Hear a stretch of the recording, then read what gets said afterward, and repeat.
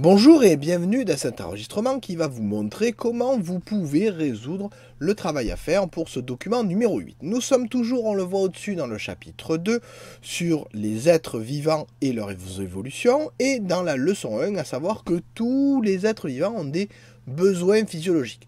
Et nous avons étudié la dernière fois le fait que les êtres vivants avaient besoin de se nourrir pour fabriquer des nutriments, que ces nutriments étaient produits par la digestion des aliments.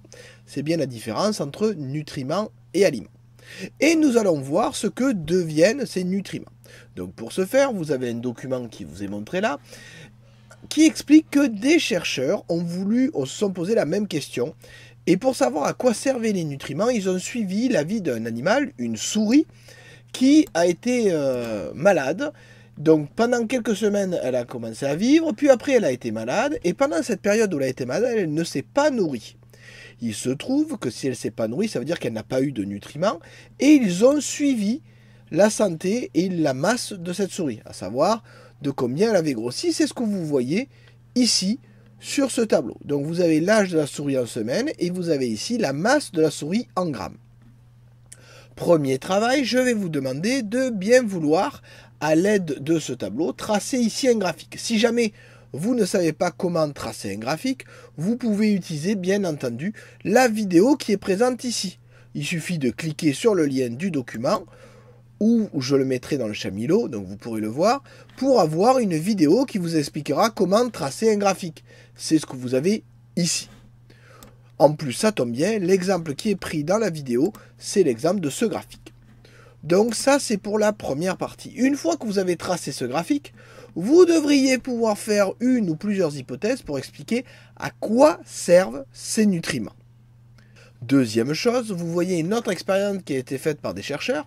Ces mêmes chercheurs ont pris des nutriments comme du glucose et ont attaché à ces nutriments un atome radioactif. Alors vous inquiétez pas, hein, la personne ne va pas se transformer en monstre ou en Hulk parce qu'elle a eu des rayons gamma, pas du tout. En fait, il se trouve que ça permet, grâce à une machine un peu particulière, de suivre ce que deviennent ces nutriments radioactifs, de suivre leur devenir à l'intérieur du corps.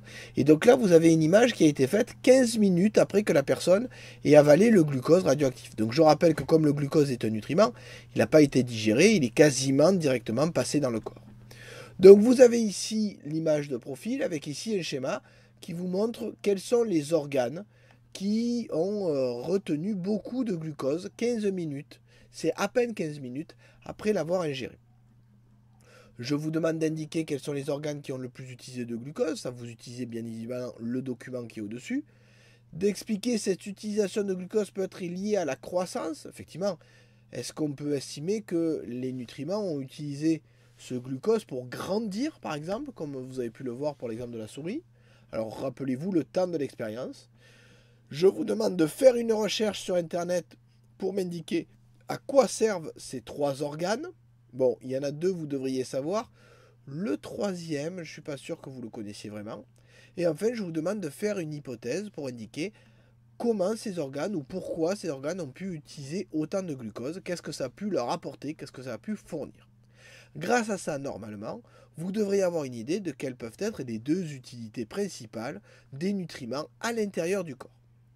Vous avez ici un schéma que vous aurez à mettre dans le cours à copier, bien évidemment. Allez, je vous dis au revoir et bon travail.